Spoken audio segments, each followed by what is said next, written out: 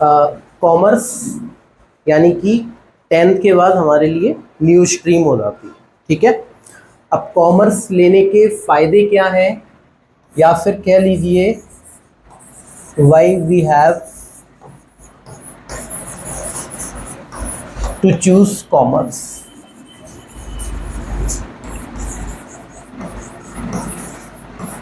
ठीक है, कॉमर्स को 10th के बाद हमें क्यों चूज करना चाहिए, ठीक है। देखो बेटा, इसके पीछे कई सारे रीजंस हैं।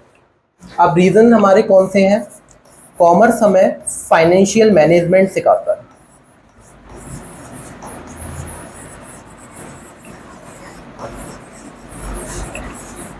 ठीक है, या फिर एलोकेशन ऑफ फाइनेंस को बताता है।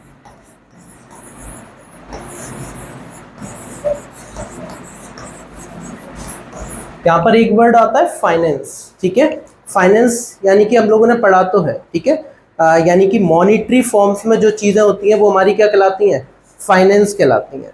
अब बेटा फाइनेंस बेटा हमारी पूरी कंट्री में आता है, ठीक है, पैसा हमारी पूरी कंट्री में रन करता है।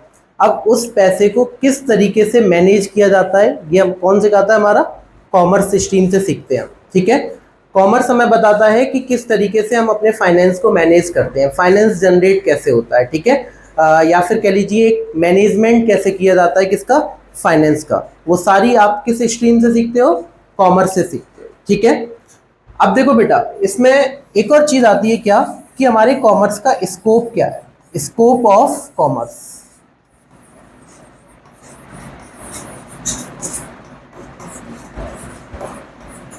ठीक है, तो कॉमर्स का स्कोप कैसा है? वाइड स्कोप है हमारा, ठीक है। यानी कि यहाँ पर आप अकाउंट्स भी सीखोगे, यहाँ पर आप इकोनॉमिक्स के बारे में भी सीखोगे, यहाँ पर आप बिजनेस के बारे में भी सीखोगे, ठीक है। अब जैसे कि बिजनेस के बारे में सबसे पहले बात करते हैं, बिजनेस किस तरीके से किया जाता है, ठीक है, वो हमें कौन सिखाता है? कॉमर्स सिखाता है। इकोनॉमिक्स इसमें एक मेन स्ट्रीम आती है। इकोनॉमिक्स में हमारे जो रिसोर्सेज होते हैं उनका एलोकेशन सीखते हैं हम, ठीक है, कि हमारी कंट्री के अंदर रिसोर्सेज हैं, उन रिसोर्सेज से प्रोडक्टिव चीजें कैसे बनाई जाती हैं, ये सारी चीजें किस में आती हैं? हमारे कॉमर्स में आती हैं, या फिर कह लीजिए कॉमर्स की एक इकोनॉमिक्स स्ट्रीम्स में आती हैं।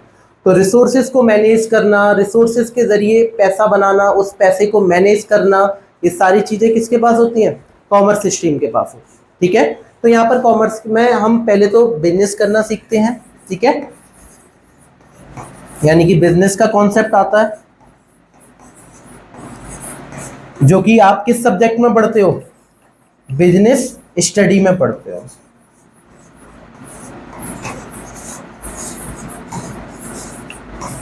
ठीक है। ऐसे ही हमारा एलोकेशन ऑफ रिसोर्सेज का कॉन्सेप्ट आता है,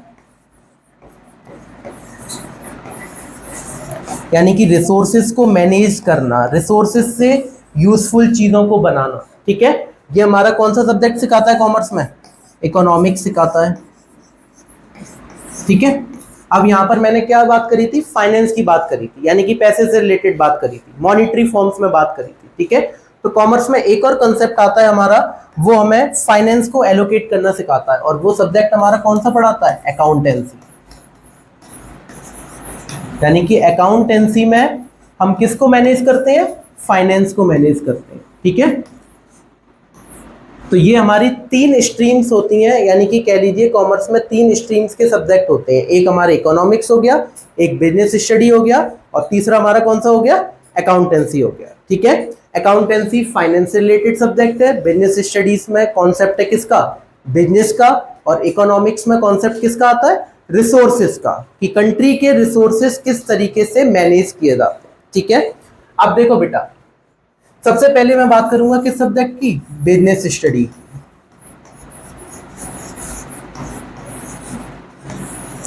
अगर आप बिजनेस स्टडीज को अच्छे से पढ़ते हो, ठीक है, तो कॉमर्स में वाइड अपॉर्चुनिटीज निकलती हैं जब हम बिजनेस स्टडीज सब्जेक्ट को पढ़ते हैं, ठीक है। जैसे कि सबसे पहले अगर आप बिजनेस स्टडीज को अच्छा करोगे तो आप इसकी तरफ जा सकते हो, क्या? एमबीए। एमबीए जानते हो क्या होता है? मार्केटिंग बिजनेस एनालिटिक्स कहलाते हैं इसमें, ठीक है। यानी कि ये एक आपकी डिग्री ओरिएंटेशन प्रोग्राम होता है, जो कि हमारे कॉमर्स स्ट्रीम से जाता है, और कॉमर्स स्ट्रीम से भी किससे जाता है? बिजनेस स्टडी सब्जेक्ट से जाता है, ठीक है। यानी कि बिजनेस स्टडीज में आप किसके बारे में पढ़ोगे? मैनेजमेंट के बारे में पढ़ोगे, एक बिजनेस की मार्केटिंग कैसे की जाती है उसके बारे में जानोगे, कंसेप्ट ऑफ बिजनेस को पढ़ोगे। और यही सारी चीजें हमारे फ्यूचर में क्या करती हैं बेटा, ग्रोथ करती हैं हमारे किस फील्ड में, कॉमर्स के फील्ड में। ठीक है, कि एक बिजनेस किस तरीके से होता है, एक शॉपकीपर जो होता है वो अपनी शॉप को रन कैसे करता है, या फिर बड़ी बड़ी जो कंपनीज होती हैं वो बिजनेस किस तरीके से करती हैं। ठीक है, वो सारे कॉन्सेप्ट, वो सारी मार्केटिंग, उनकी स्कीम और उन सारी कंपनी का मैनेजमेंट हमारा कौन से सब्जेक्ट से निकल कर आता है, बिजनेस स्टडीज से निकल कर आता है। तो ये हमारे कॉमर्स में बिजनेस स्टडी का स्कोप होता है। जैसे साइंस में आपके पीसीएम होते हैं, फिजिक्स की स्ट्रीम अलग हो जाती है, केमिस्ट्री अलग हो जाता है, मैथ्स अलग हो जाता है, वैसे ही हमारा कॉमर्स एक पूरा डेवलप किया गया है जिसमें बिजनेस स्टडीज केवल एक मैनेजमेंट के बारे में, मार्केटिंग के बारे में, बिजनेस किस तरीके से किया जाता है उसके बारे में सिखाता है। ठीक है, और इसका जो सबसे अच्छा करियर सेंट्रिक ग्रोथ है वो किस डिग्री ओरिएंटेड प्रोग्राम से निकलती है, एमबीए से निकलती है। ठीक है, आप और भी बिजनेस स्टडी में बहुत अच्छी सारी चीजें कर सकते हो। ठीक है, जैसे कि बिजनेस एनालिटिक्स की जॉब होती है, ये भी हमारा एक करियर का अच्छा ऑप्शन हो सकता है आफ्टर द 12th, अगर हम बिजनेस स्टडीज को अच्छे से पढ़ते हैं। अब बिजनेस एनालिटिक्स क्या कहलाता है, जैसे कि मार्केटिंग करना, ठीक है, किसी प्रोडक्ट्स में ग्रोथ करना, कंपनी की ग्रोथ इंडेक्स को देखना, ये सारी चीजें किस में आती हैं, हमारे बिजनेस एनालिटिक्स में आती हैं। ठीक है, तो बिजनेस एनालिटिक्स की भी अपॉर्चुनिटी बहुत जरूरी हो जाती है। और बिजनेस एनालिटिक्स के फील्ड में हम तब जा पाते हैं जब हमने सबसे अच्छा सब्जेक्ट कौन सा चूज किया होता है, या सबसे अच्छा सब्जेक्ट कौन सा पढ़ा होता है, बिजनेस स्टडीज को पढ़ा होता है। तो ये शुरू से ही हमें बिजनेस के बारे में बताता है ना। तो बिजनेस एनालिटिक्स की भी जॉब्स यहाँ से मिलती हैं। ठीक है, मार्केटिंग की जॉब्स मिलती हैं। अब मार्केटिंग की जॉब्स तो बेटा एक एमबीए का पार्ट हो जाता है। ठीक है, अभी तक मार्केटिंग जाना है कि मार्केटिंग क्या होती है, पता है अभी तक किसी को मार्केटिंग क्या होती है? अब जैसे कि एक फ़ोन की बात करता हूँ, एप्पल की बात करता हूँ, एप्पल अपना फ़ोन किस तरीके से सेल करता है, यानी कि सबसे पहले हमें फीचर्स बताता है कि हमारे फ़ोन के ये फीचर्स हैं, एडवर्टाइजिंग के जरिए हम उन फीचर्स को देखते हैं, या फिर पर्सनली स्टोर में जाके देखते हैं कि हाँ एप्पल का ब्रांड अच्छा है, सैमसंग का ब्रांड देखते हैं कि सैमसंग का ब्रांड की क्या है, तो वो हमें फीचर्स बताते हैं, है ना। तो ये चीज़ क्या कहलाती है, मार्केटिंग कहलाती है, जहाँ पर आप बिजनेस करना सीखते हो, जहाँ पर आप अपने प्रोडक्ट्स को सेल आउट करना सीखते हो, है ना। तो मार्केटिंग के फील्ड्स भी निकल कर आते हैं। ठीक है, जिसमें आप अपने जॉब्स को ले सकते हो। ठीक है, ये सारे स्कोप किसके हैं, हमारे बिजनेस स्टडी सब्जेक्ट के। ठीक है, अब हम दूसरे में बात करेंगे, जो हम दूसरा सब्जेक्ट, मेन सब्जेक्ट जो कॉमर्स में पढ़ते हैं, दैट्स कॉल्ड द इकोनॉमिक्स।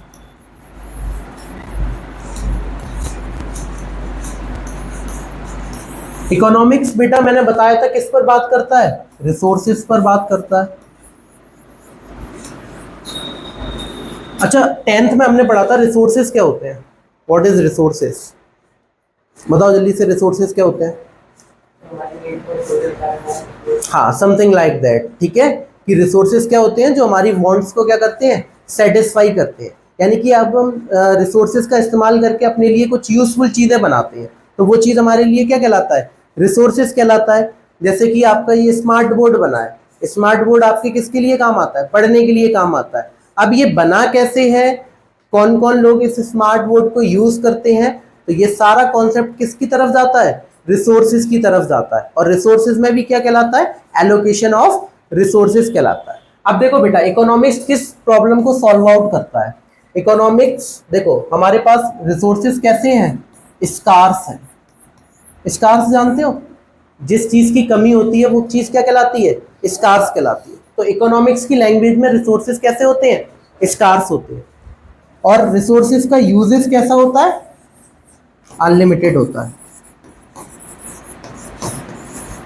तो लिमिटेड रिसोर्सेज में अनलिमिटेड वांट्स को सेटिस्फाई करना हमारा कौन सा सब्जेक्ट सिखाता है, इकोनॉमिक्स सिखाता है।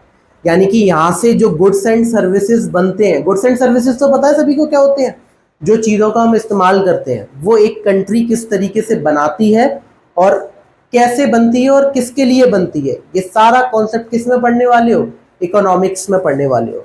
अब इकोनॉमिक्स में एक वर्ड और आता है बेटा, क्या, हमारा इकोनॉमी। इकोनॉमी जानते हो क्या होता है, व्हाट इज इकोनॉमी? इकोनॉमी जैसे कि हमारी अर्थव्यवस्था कहलाती है, जहाँ पर हमारे गुड्स एंड सर्विसेज क्या करते हैं, मूव करते हैं। और जहाँ पर क्या होते हैं, एक इकोनॉमी के अंदर दो चीज़ें होती हैं, एक होता है प्रोड्यूसर और दूसरा कौन कहलाता है, हमारा कंज्यूमर। ये तो बेसिक से कॉन्सेप्ट है, सभी ने पढ़े हैं। अब प्रोड्यूसर कौन होता है? जो गुड्स एंड सर्विसेज को प्रोड्यूस करता है। कंज्यूमर कौन होता है? जो गुड्स एंड सर्विसेज को कंज्यूम करता है। किस तरीके से गुड्स एंड सर्विसेज बनते हैं और किस तरीके से गुड्स एंड सर्विसेज कंज्यूम होते हैं, ये होल कॉन्सेप्ट हमारा किसके अंदर आता है? इकोनॉमिक्स के अंदर आता है। अब इकोनॉमिक्स का स्कोप क्या है? स्कोप ऑफ इकोनॉमिक्स, बेटा दो लेवल पर इसका स्कोप आता है आपका। एक आता है माइक्रो लेवल पर और दूसरा आता है आपके मैक्रो लेवल पर। ठीक है, माइक्रो का मतलब होता है स्मॉल और मैक्रो का मतलब होता है लार्ज। यानी कि जहां पर आप अपने नेशन के रिसोर्सेज की बात करते हो, वो सारे किस कॉन्सेप्ट में आते हैं? इकोनॉमिक्स के मैक्रो कॉन्सेप्ट में आते हैं। जहां पर आप किसी एक इंडिविजुअल यानी कि एक कंज्यूमर की बात करें या फिर एक प्रोड्यूसर की बात करें, तो वो सारे हमारे किस में आते हैं? माइक्रो में आते हैं। यानी कि यहाँ पर इंडिविजुअल रिसोर्सेज की बात करते हैं और यहाँ पर हम पूरे नेशन की बात करते हैं। अब इकोनॉमिक्स हम लोग क्यों पढ़ते हैं? इकोनॉमिक्स हम इसलिए पढ़ते हैं ताकि हमारी एक इकोनॉमी जो है उसके अंदर गुड्स एंड सर्विसेज की सारी चीज़ें हमें पता लग सकें। आज से पहले ये वर्ड सुने थे कभी? डिमांड, और दूसरा वर्ड कौन सा था हमारा? सप्लाई। सुना है कभी? बेसिक सा सुना होगा कि डिमांड और सप्लाई होता क्या है, लेकिन डिमांड और सप्लाई किसी इकोनॉमी के अंदर कैसे वर्क करते हैं, कैसे डिमांड आती है कंज्यूमर्स की, कैसे हमारी सप्लाई आती है प्रोड्यूसर्स की, इन दोनों चीज़ों को जब हम मर्ज करते हैं तो फिर रिसोर्सेज का मैनेजमेंट हो पाता है। और ये सारी चीज़ें कहाँ पर पढ़ते हो आप? इकोनॉमिक्स के अंदर पढ़ते हो। ठीक है, अब इकोनॉमिक्स से हमारी जॉब अपॉर्चुनिटीज़ कौन सी निकल कर आती हैं जो कि हमें 12th के बाद फ़ायदा देती है? ठीक है, तो देखो career centric growth of economy.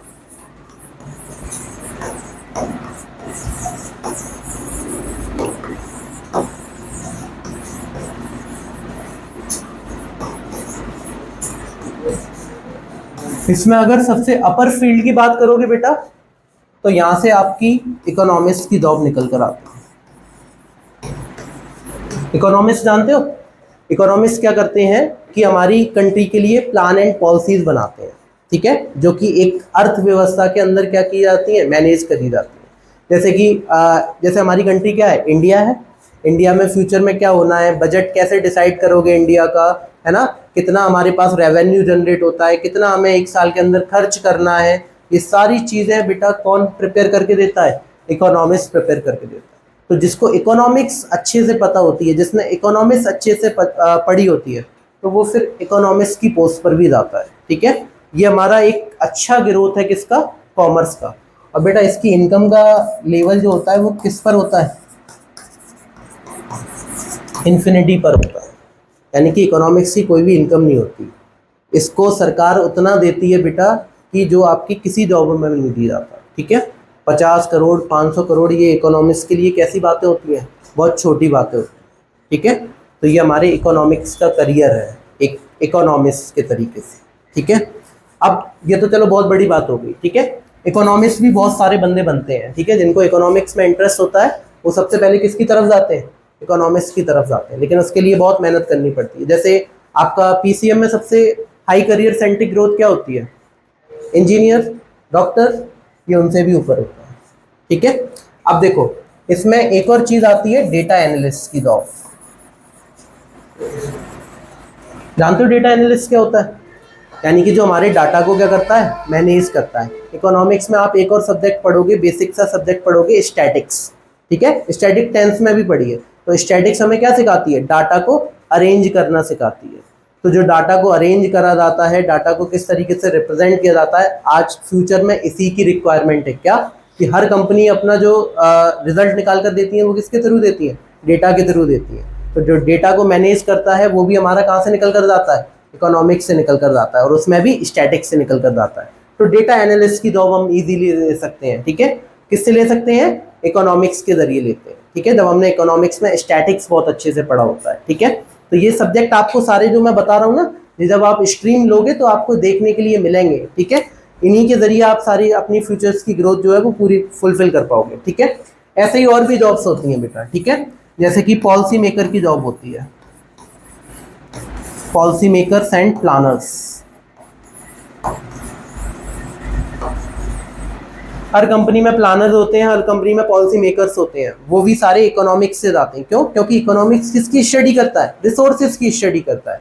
Resources के जरिए हम सारी चीजें मैनेज करते हैं। तो फ्यूचर की प्लानिंग वगैरह करना, ठीक है, पॉलिसीज को बनाना, ये सारी किसके जरिए पॉसिबल है? इकोनॉमिक्स के जरिए पॉसिबल। ठीक है, तो यहाँ पर हम दो पार्ट्स में इकोनॉमिक्स को पढ़ते हैं 12th तक, और आफ्टर द 12th इन दो पार्ट्स का क्या हो जाता है? वाइडर स्कोप हो जाता है। एक माइक्रो इकोनॉमिक्स और दूसरा हमारा मैक्रो इकोनॉमिक्स। ठीक है, अब बेटा बात करेंगे किसकी?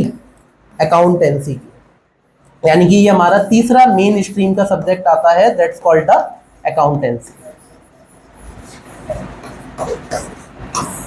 देखो बेटा, अकाउंटेंसीज में हम लोग किन टर्म्स को मैनेज करते हैं? फाइनेंशियल टर्म्स को मैनेज करते हैं।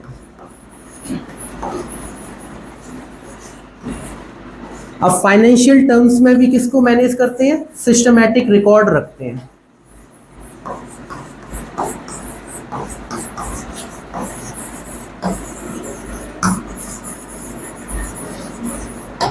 मनी जानते हो क्या होता है? किसे कहते हैं मनी? पैसे का तो हिंदी मीनिंग हो गया, मनी होता क्या है ये पूछ रहा हूँ। What is money? हाँ, यानी कि जो भी चीज़ हम मनी को इस लैंग्वेज में जानते हैं कि एक मनी क्या कहलाता है? मीडियम कहलाता है, जिससे हम चीज़ों को क्या करते हैं? बाई करते हैं। तो वो हमारे लिए क्या है? मनी है। अब मनी का बेटा कई सारे डिनोमिनेशंस होते हैं, या फिर कह लीजिए मनी जो होता है वो हमारी कॉमर्स को मैनेज करते हुए चलता है। तो मनी का जहाँ पर सिस्टमैटिक रिकॉर्ड मेंटेन किया जाता है वो किस स्ट्रीम में किया जाता है? अकाउंट्स में किया जाता है। देखो बेटा, जब हम बिजनेस करते हैं तो डेली हमारे पास पैसा आता है और डेली हमारे पास से पैसा जाता है, यानी कि अकाउंट्स की लैंग्वेज में अगर बात करें तो जो पैसा हमारे पास आ रहा है दैट्स कॉल्ड द डेबिट, और जो पैसा हमारे पास से जाता है वो क्या कहलाता है? क्रेडिट। तो पूरा अकाउंट्स आपके किस पर डिपेंड है? डेबिट और क्रेडिट, पैसा आना और पैसे का जाना, और इसका एक हम सिस्टमैटिक रिकॉर्ड रखते हैं। ठीक है, और वो सिस्टमैटिक रिकॉर्ड कहाँ पर पढ़ा जाता है पूरा, कि किस तरीके से रिकॉर्ड मैनेज करना है? अकाउंट्स में पढ़ा जाता है। ठीक है, तो अकाउंट्स में आप अपने बिजनेस का इनफ्लो और आउटफ्लो, ठीक है, in the forms of money, उसको पूरा सिस्टमैटिकली जैसे रिकॉर्ड करते हो, तो वो हमें कौन सिखाता है? अकाउंटेंसी सिखाती है। ठीक है, तो अकाउंटेंसी देखा जाए तो एक तरीके से मैथमेटिकल सब्जेक्ट है। जैसे मैथ्स में हमारे कुछ फॉर्मूले होते हैं, सारी चीज़ें सिस्टमैटिक तरीके से निकाली जाती हैं, वैसे ही हमारा क्या कहलाता है? अकाउंट्स कहलाता है। तो यहाँ पर पैसे का रिकॉर्ड सिस्टमैटिक तरीके से मेंटेन किया जाता है। उनके क्या क्या मेथड होते हैं, ये सारी चीज़ें हमें क्या सिखाता है? अकाउंट्स सिखाता है। ठीक है, तो अकाउंट्स का भी बहुत अच्छा स्कोप है, और मोस्टली जो पीपल कॉमर्स लेते हैं या मोस्टली जो स्टूडेंट कॉमर्स में इंगेज होते हैं वो सबसे ज़्यादा जो स्कोप बनाते हैं वो किस सब्जेक्ट से बनाते हैं? अपना अकाउंटेंसी से बनाते हैं। ठीक है, जैसे कि स्कोप ऑफ अकाउंट्स बताता हूँ आपको।